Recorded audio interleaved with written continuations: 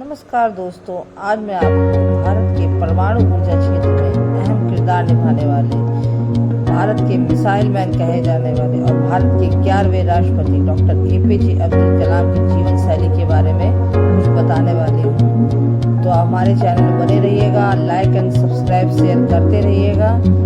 तो आगे चलिए बताते हैं डॉक्टर APJ अब्दुल कलाम की success story, history and biography. तो चलते हैं दोस्तों। डॉक्टर APJ अब्दुल कलाम का प्रारंभिक जीवन। अब्दुल कलाम जी का जन्म तमिलनाडु में रामेश्वरम के तमिल मुस्लिम परिवार में 15 अक्टूबर 1931 को हुआ। इनके पिता का नाम जैनुलब्दीन था, जो पेशे से नावों को किराए पर देने और बेचने का काम करते थे। कलाम जी के पिता अनपढ़ थे, पर उनके विचार आम सोच से कहीं ऊपर थे। वह उच्च विचारों के धनी व्यक्ति थे और अपने सभी बच्चों को उच्च शिक्षा देना चाहते थे। इनकी माता का नाम असीमा था, जो एक घरेलू गृहिणी थी। अब्दुल कलाम कुल 5 भाई बहन थे, जिसमें 3 बड़े भाई और 1 बड़ी बहन थी। जब अब्दुल कलाम का जन्म हुआ, तब उनका परिवार गरीबी से जूझ रहा था। परिवार की मदद करने के लिए डॉक्टर APJ अब्दुल कलाम ने छोटी सी उम्र में ही अखबार बेचने का काम शुरू कर दिया था। स्कूल के दिनों में वो पढ़ाई में सामान्य थे, परंतु नई चीजों को सीखने के लिए हमेशा तत्पर रहते थे। चीजों को सीखने के लिए वो हमेशा तैयार रहते थे और घंटों पढ़ाई किया करते थे। गणित विषय इनका मुख्य और रुचि वाला विषय था। अपनी प्रारंभिक शिक्षा पूरी करने के बाद डॉक्टर APJ अब्दुल कलाम ने तिरुचिरापल्ली के सेंट जोसेफ कॉलेज से 1954 भौतिक विज्ञान में BSc की डिग्री प्राप्त की। इसके बाद 1955 में मद्रास चले गए। कलाम जी को लड़ाऊ पायलट बनना था, जिसके लिए उन्होंने institute of technology in aerospace engineering में शिक्षा ग्रहण की, परंतु परीक्षा में उन्हें 9वां स्थान मिला, जबकि IAF ने 8 परिणाम घोषित किए, जिसके कारण वह सफल नहीं हुए।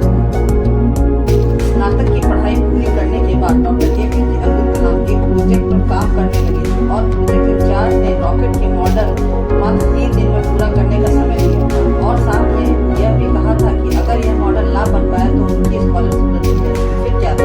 अब्दुल कलाम जी ने रात देखी न दिन देखा और धूप देखी न प्यार देखा। मात्र 24 घंटे में अपने लक्ष्य को पूरा किया और रॉकेट का मॉडल तैयार कर दिया। प्रोजेक्ट इंचार्ज को विश्वास नहीं हुआ कि यह मॉडल इतनी जल्दी पूरी हो जाएगा।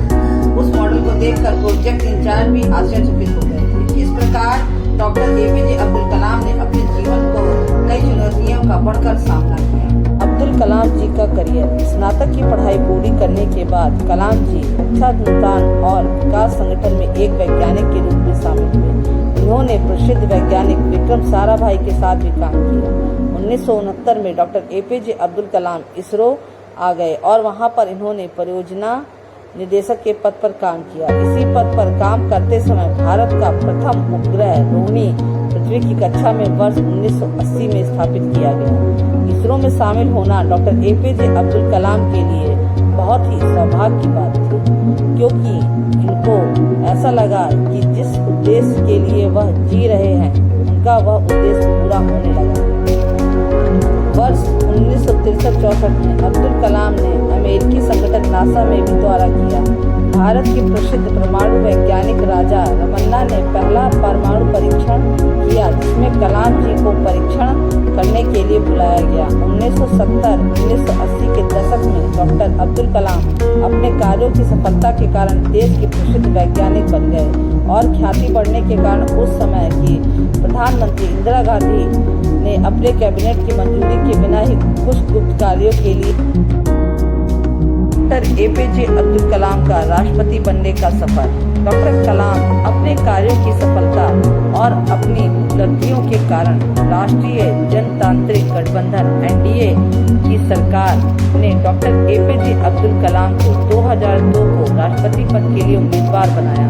अब्दुल कलाम जी ने अपने प्रतिद्वंदी लक्ष्मी सहगल को भारी मतों से हराकर 25 जुलाई 2002 को भारत के 11वें राष्ट्रपति के रूप में शपथ ली। डॉक्टर APJ अब्दुल कलाम एक ऐसे राष्ट्रपति हैं जिनको राष्ट्रपति बनने से पहले भारत रत्न का पुरस्कार मिल चुका है। अब्दुल कलाम से पहले 2 और राष्ट्रपति डॉक्टर जाकिर हुसैन और डॉक्टर राधाकृष्णन को यह भारत रत्न का पुरस्कार भी मिल चुका है।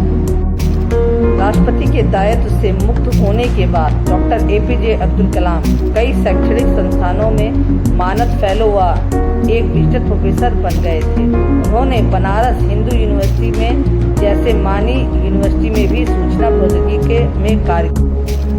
कलाम हमेशा से ही देश के युवाओं के लिए प्रेरणा स्रोत रहे हैं। डॉक्टर कलाम हमेशा से युवाओं के भविष्य को बेहतर बनाने के लिए कई तरह के प्रयास करते रहे।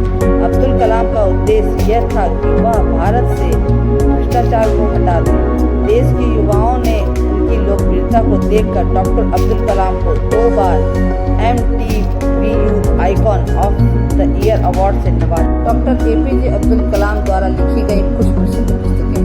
अब्दुल कलाम जी ने अपने विचारों को अपनी 4 किताबों में भी डाला है, जिनके नाम इस प्रकार हैं: India 2020, a vision for the new millennium, my journey, ignited minds, unleashing the power within India. इन पुस्तकों को विदेशी भाषाओं और भारत की कई अन्य भाषाओं में अनुवाद किया जा चुका है।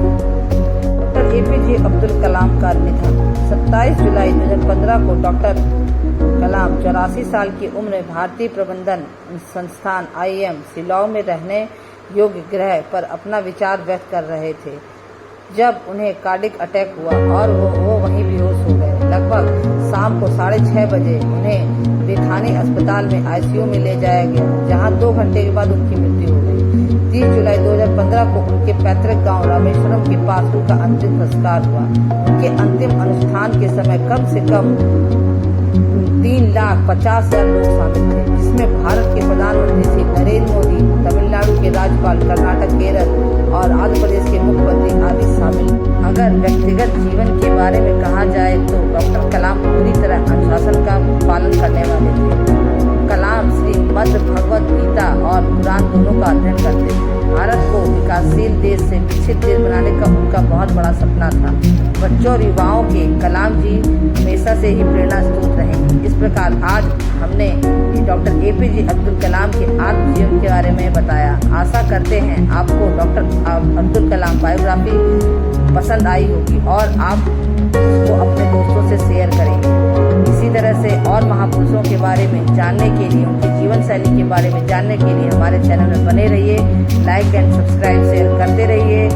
अगर आप पसंद आया तो लाइक करिए, नहीं पसंद आया तो अनलाइक कीजिए, कमेंट कीजिए, तो हमें पता चले कि हम कैसा